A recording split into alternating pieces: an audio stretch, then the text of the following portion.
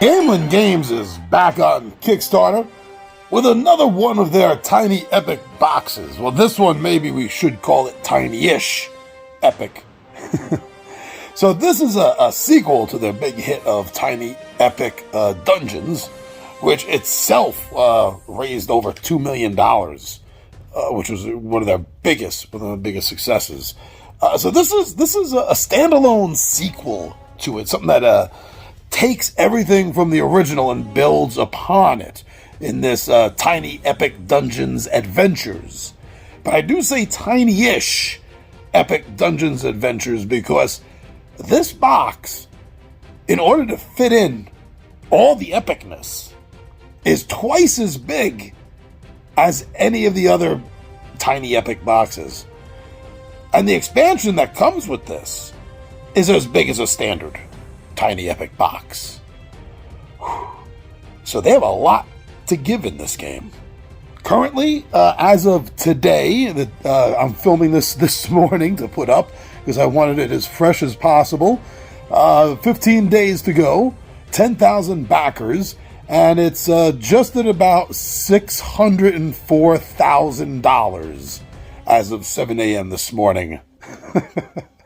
So it is raising a lot of interest, 15 days to go. And as I'm watching this, I'm watching the numbers actively go up as I'm talking to you about this.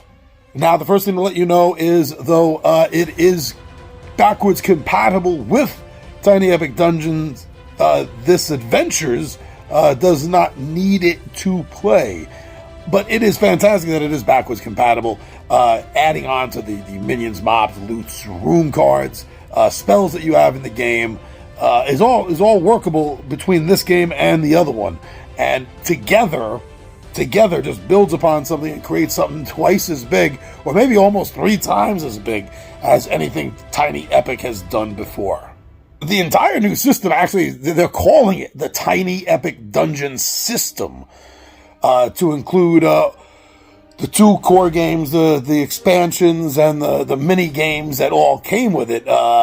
We're looking at like 6 things here altogether. And if it's this popular, it's probably going to continue growing, I'm hoping. Okay, so we know what Tiny Epic usually brings. And in this, they're continuing the line of miniatures, which they usually don't do, but they did for the original Dungeons. And it was highly popular. A little bit smaller than standard 28mm, but beautifully rendered miniatures, which they still have, they're still doing, and they're still coming out with for this. Now, besides that, what's absolutely new we haven't seen before in Tiny Epic system is the spiral-bound game book or playing surface kind of combination that they're using. And you use this with the dungeon room cards. You would open up the spiral-bound book and lay out the dungeon room cards around it and with it to expand upon it. Which I've seen spiral adventures, I've seen tile laying adventures. I've never seen the 2 combined before, and it really has piqued my interest. Now, looking at this adventure that it comes with, it's called Adventure Number 1, Echoes of Ogmore. Adventure Number 1. That's telling, isn't it? Well, they're calling this a very story-driven campaign. They really worked at it to make sure that it did give you that sense that you were part of this evolving story. Not only part of it, but you were a factor in it that altered things, made things different based upon your active choices in the game. That's always great. It's a system where they say that you are creating, and I think they're right from the write-up of it, that you're creating your own legend. That freaking sounds epic. Another new thing to note about this is the use of locked doors, which they haven't used before in any system, much less the system this is building upon, Dungeons. But yeah, you're going to have to get around locked doors. And from the sound of it, it's not going to be as easy as just bashing them down. There are going to have to be keys located. So that's going to add a little bit of more of a puzzle system to it, I'm guessing. So it's not quite as straightforward, and does take away from a bit of the hack and slash, which is good, adding another element to the game. But you know, if you really do like hack and slash, they are going to give you the option to have a bomb. Yeah, bomb. Which apparently is going to be really good for blowing away walls and maybe some of the locked doors even. But yeah, so go ahead, have some fun, blow some shit up. Now, because this is a campaign situation and not just a one-off adventure here and there, they did take that into account by also giving you what they call, I love the name of this, a chest of continuation. So when you have to pause the game, when you got to stop for the day, for the night, your gaming session is over, but your game isn't over, you can put all the stuff that you've gained, you've accumulated into your chest of continuation so that you're ready to play the next session. You don't have to bother going through picking everything out again. Yeah, that's pretty smart. I got to say thanks for that. I got to say thanks. That's a very cool idea. Yeah, right now they're blowing through all of their stretch goals. And what started out with is as 4 heroes in the box, they're like up to 8 heroes now. And I'm quite sure there's going to be more released in the next, before the 15 days is up. So that's really good. The art is great. I love the art that they're using. It's hard to tell on the screen. It's either the same art that they used in Dungeons, or it's very reminiscent of it. So the two are going to match up. That's the main point. The two are going to match up. Now, here's another new point that none of the Tiny Epic games have had before, and they're bringing to the table this time.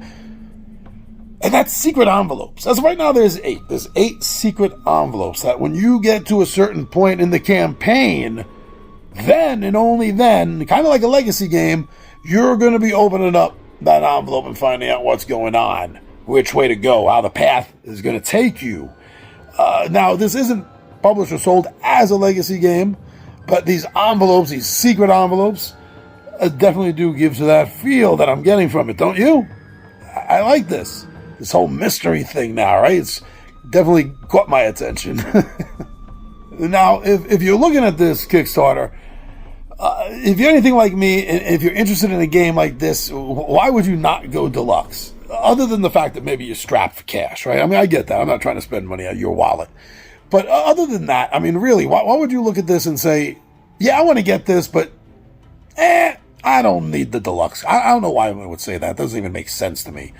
And with the deluxe content, it looks pretty cool because you are getting a dungeon booklet, but they haven't revealed that yet. That's going to be revealed during gameplay, it says, and even on the Kickstarter page, it's all blurred out. But yeah, you get extra tokens, you get some extra minion cards, mob cards, mission card, the adventure book, the new adventure book for it. So I mean, that's pretty good. I mean, why would you not want to get a whole extra adventure? That, I don't know. Other than money, I said that I understand. But it looks really cool, man. It looks sweet. I don't understand why one and not the other. Well, although the deluxe content will only be available through Kickstarter, regardless of that, Kickstarter or not, when this thing goes, you will be able to buy the expansion either way. If you don't get it here, if you don't get it now, with this Kickstarter. And remember, the expansion box is as big as the standard core boxes for any Tiny Epic game is, because the core of this is twice the size. And this gives you a whole full extra adventure, not a little side quest like the deluxe content I just talked about. Now, this is a full ass adventure called the Phantom Voyage, which is a sea voyage. So you have a dungeon adventure, and then you get a sea adventure.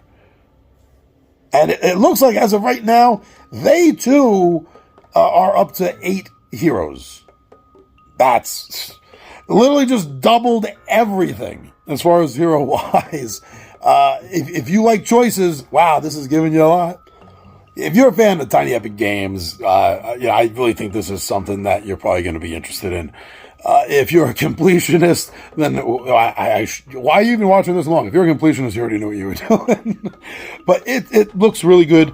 There's a lot of different tiers that you can kickstart it at for just the base game, or maybe even just a print and play. Actually, you could go for, or like I just said, the deluxe bundle. The deluxe bundle is usually the way to go. But they do have what they call the deluxe dungeon system bundle. So in case you did not get the original Tiny Epic Dungeons and the Epic Stories Dungeon Stories. That was the expansion for that you can get a chance to grab that now. But yeah, so let me know what you think of this, because I'm good. I'm sold. I'm getting the deluxe bundle level, and I'm really happy with that. And I'm going to keep my eye out and see if anything else drops in the in the extra stuff, like maybe a mat or something. Before this is over, they may drop something like that. I'll check that out. All right, so let me know what you think, and if you are going to kickstart Tiny Epic Dungeons Adventures.